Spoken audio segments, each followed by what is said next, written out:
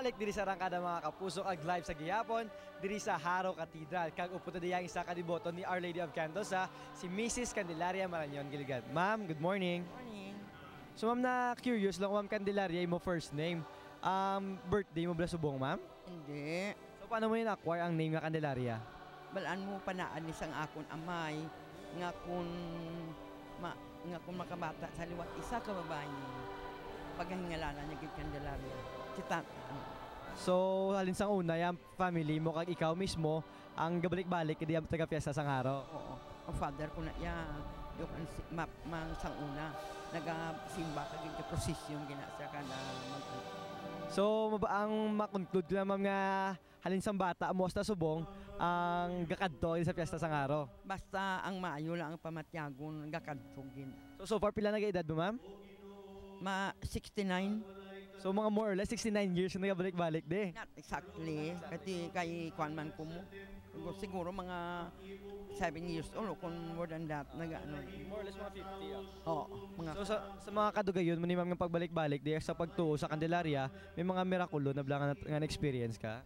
ti may ara man gid pariyo abis na nga nagmasakit ako na slip disc ako in pangamuyo ko man sa si Minister Señora de la Candelaria nga paayuhon man nga tagaan man ka sing mayong lawas kabuhi nga malawig ti dawgin grante man kin ospital ko because of my slip disc tigin dawgin bugayan niya man ako sing grasya sang Ginoo.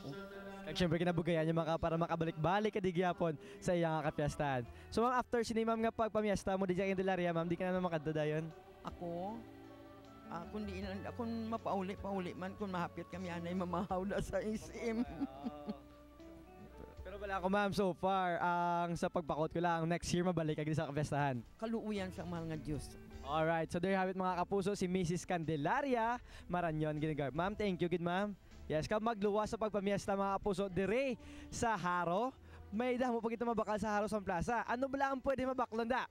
Ari ang pwede nyo mabakal, tutukan ta sa Bulante.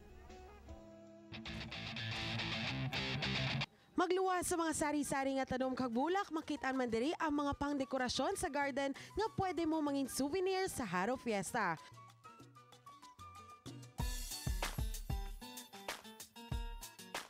Kaangay lang sining mga kawa nga pwede mapatubuan sa mga bonsa. Sa is 150 pesos ining gagmay, samtang mga dalago tag 1,500 pesos.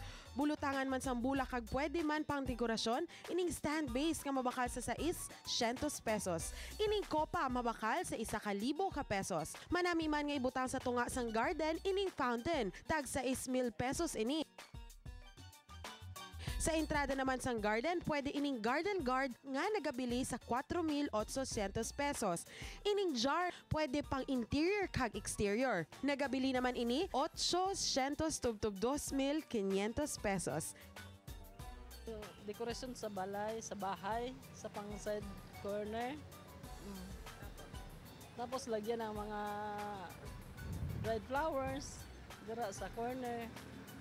O ang yung mga liliit pang divider. Ang mga vase, nagadepende naman sa kadukoon sang presyo. Ang gamay mabakal sa 20 pesos. Ang medyo dako tag 180 pesos kag ang pinakadako nagabili sa 6,000 pesos. Sa kada fiesta sa Haro nagadagsa ang mga pangayaw nga nagabaligya diri bangod sining mga produkto nga patukman sa mga Ilonggo. Amo ang binta pag kadto mi sa Haro. Iba sa Cagayan.